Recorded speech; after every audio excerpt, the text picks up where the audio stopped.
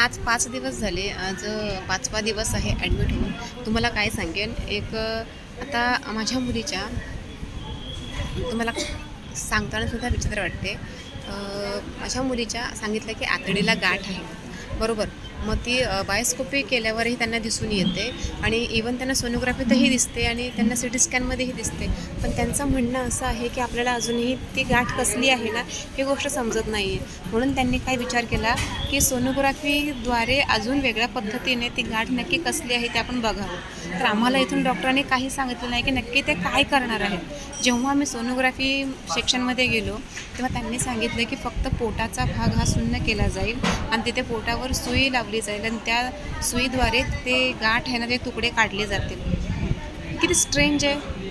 जर त्या सुईमुळे जर माझी मुलगी इकडे तिकडे हलली आणि जर आतडीला होल पडला वगैरे तर त्याची भरपाई कोण देणार. त्यांना म्हटलं नाही, असं नाही जमू शकत. कारण नुसतं जर तुम्ही पोटाला भूल दिले तर मुलगी शेवटी हलणार, ती सगळ्या त्या गोष्टी बघणार, ती रिॲक्शन देणार. त्यामुळे तिला पूर्ण ॲनेस्थेशिया द्यावं लागेल आणि पूर्ण ॲनेस्थेशिया दिल्यावरच तुम्ही पोटावरला सुई लावू शकता आणि त्या सुईद्वारे तुम्ही काही ते. पण तरीही आम्ही त्या गोष्टीला प्रिपेअर नाही आहोत, कारण हे गोष्ट रिस्की आहे.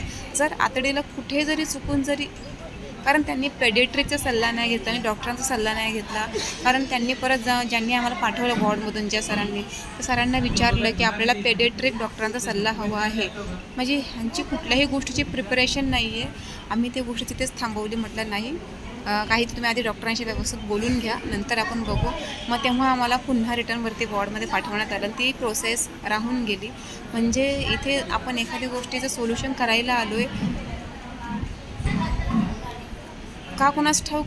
इथे प्रॉपर लक्ष दिलं जात आहे का दिलं जात नाही आहे ते तुम्हीच सांगा. काय नाही, आम्ही त्या गोष्टी ठेवल्या. तर बघूया उद्या काय बोलत आहेत डॉक्टरांशी. उद्या आता इथे जरा जरी आपण काही विचारायला गेलो ना, की ते म्हणतात तुम्ही भले हुशार झाले, आम्हाला काय कळतच नाही, काम करा तुमचं, तुम्हीच करा सगळं. म्हणजे आपण काही गोष्टींचं म्हणतात ना की एक विश्लेषण म्हणजे सविस्तर काही विचारू पण नाही शकत. ते त्यांच्या मनानेच करतात आणि आपल्याला कुठलीही गोष्ट व्यवस्थित सांगत नाही. म्हणजे त्यांना अजूनही निदान नाही आहे की ते आतडीमध्ये कसली गाठ आहे. देव करो, नाही, परमेश्वराच्या तर इच्छाच नाही असं वाटतं कधी कधी. पण लवकरात लवकर काय आहे, कशा पद्धतीने आहे. पण हे सगळं करताना काही वाईट घडू नये ह्याची भीती वाटते. सगळ्यात महत्त्वाचं म्हणजे बघूया. सगळे म्हणतात पैसा नसेल तर आपण KMला येतो. कुठे येतो आपण? KMला येतो. पण इथे आल्यावरही आपल्या जीवाशी खेळ होऊ शकतो. हे साहजिक आहे, कॉमन आहे. प्रॉपर तुम्हाला कुठल्याही गोष्टीचा गायडन्स ते देत नाही. हां, आपल्याकडून सगळ्या गोष्टी विचारतात, पण आपण काय करणार आहोत, कसं करणार आहोत, पुढे काय, ते काही सांगत नाही. हां, तुम्ही इकडे जा, तुम्ही हे टेस्ट करा, तुम्ही ते करा, तुम्ही ते करा, हेच फक्त सांगत असतात. बाकी ते आपण कसं करणार आहोत, काय करणार आहोत हे काहीही सांगत नाहीत.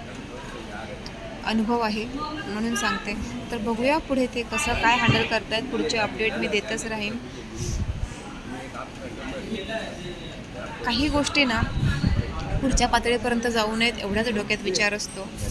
मूल लहान आहे आणि हे जे ह्या सगळ्या नवीन काहीतरी ॲक्टिव्हिटीज करतात, ठीक आहे. कोणी सांगतो तुम्ही ह्या डॉक्टरकडे जा, कोणी सांगतो तिकडे जा. पण आधी बघतोय आम्ही इथून काय आपल्याला सोल्युशन मिळतं आहे ते बघतोय. मिळालं तर चांगलीच गोष्ट आहे.